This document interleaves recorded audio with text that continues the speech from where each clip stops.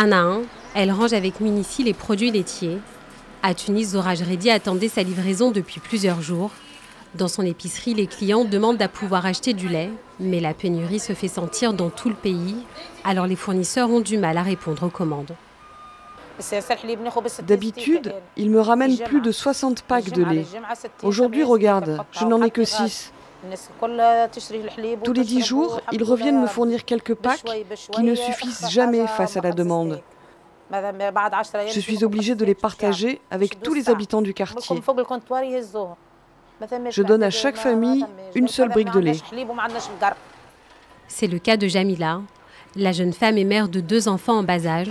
Pour elle, se procurer du lait est indispensable. Ils m'ont donné cette brique, mais ce n'est pas suffisant. C'est vraiment la crise. Je vais mettre dans le biberon la moitié du lait que j'utilise d'habitude. Je n'ai pas le choix. J'en donne moins à mes 2 bébés.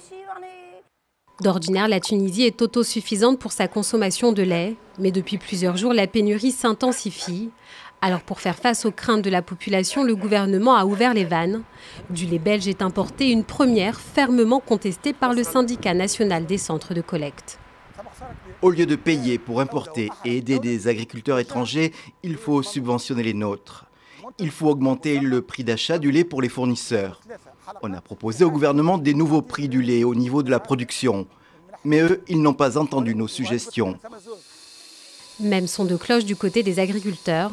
Ashraf a dû vendre la moitié de son bétail. La crise du lait commence par nous, les agriculteurs. Les plus affectés de cette crise, c'est nous.